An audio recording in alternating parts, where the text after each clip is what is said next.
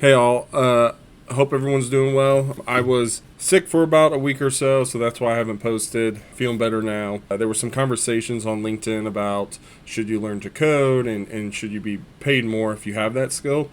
I have a lot of opinions about this, and so I'm going to share some of that. I've got Canva open here just to use it to kind of guide the conversation, but this is going to be kind of open. I'd love to hear your input, your feedback. If you disagree with any of this, comment below. I've got just three kind of blocks here, three images.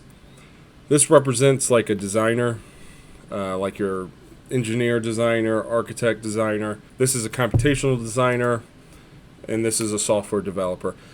I don't really want to argue that these two shouldn't learn how to code. They obviously do need to for those positions.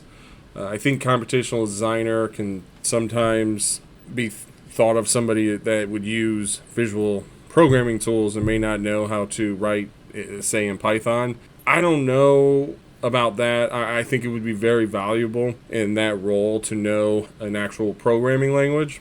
And software developer, I think that's pretty clear. Like, you have to know something. My point to adding these two are that those two roles in AEC, and I know there's a lot of others, but those two require a lot of other skills that are different than like a traditional design role that's at a firm. And they may be related to computational thinking, or in software development, maybe they are developing web applications. So they need to know a web platform to develop in. Maybe they're doing desktop, so they need to know the .NET framework.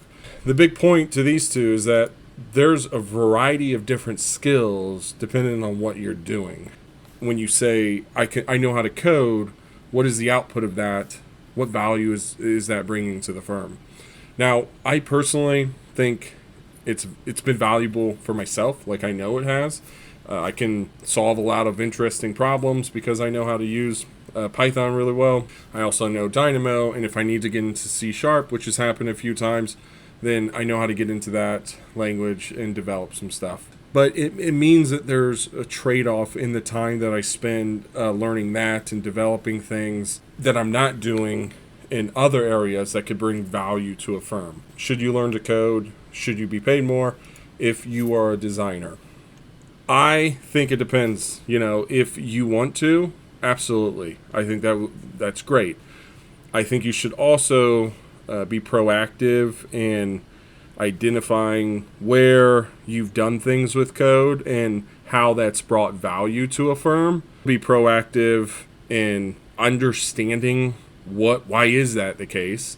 And eventually you'll have to make, if this is something you're passionate about and you want to build your career around this, at some point you'll have to make the decision, is this the place to stay if they're not really valuing this skill? And so I don't think that's unreasonable for them not to see it as value if they hired you for a specific role for you to support a specific thing, and coding's not a part of that.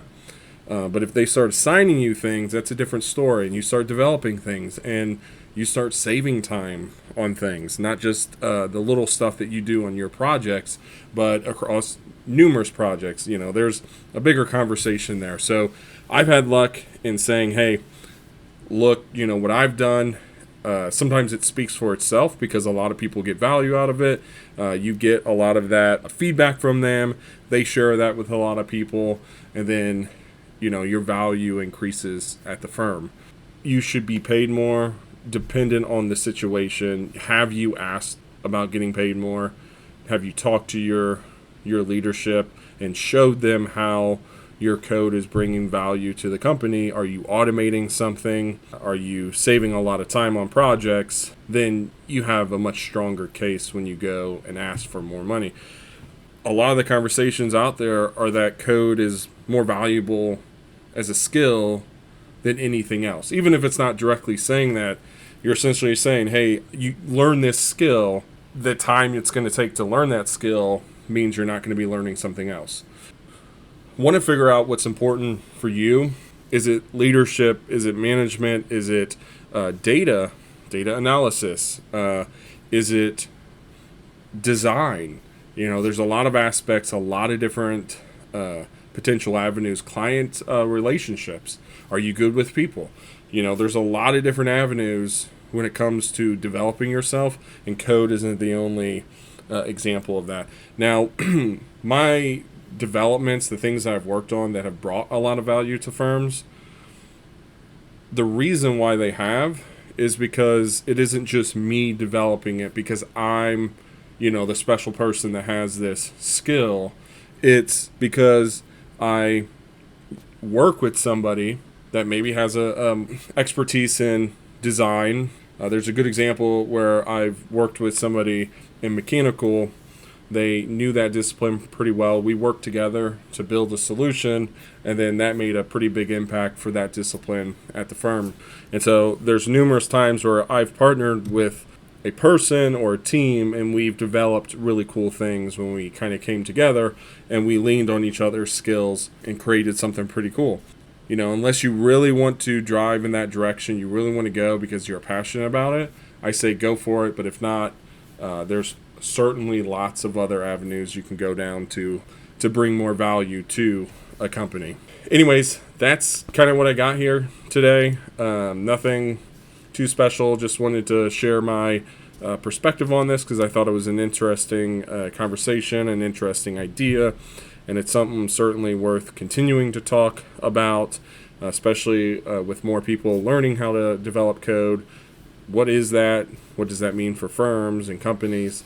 And how should we value that? But yeah, like I said in the beginning, if you have anything, comment below, share your perspectives. Let me know if you disagree with anything, and I will see you in the next one.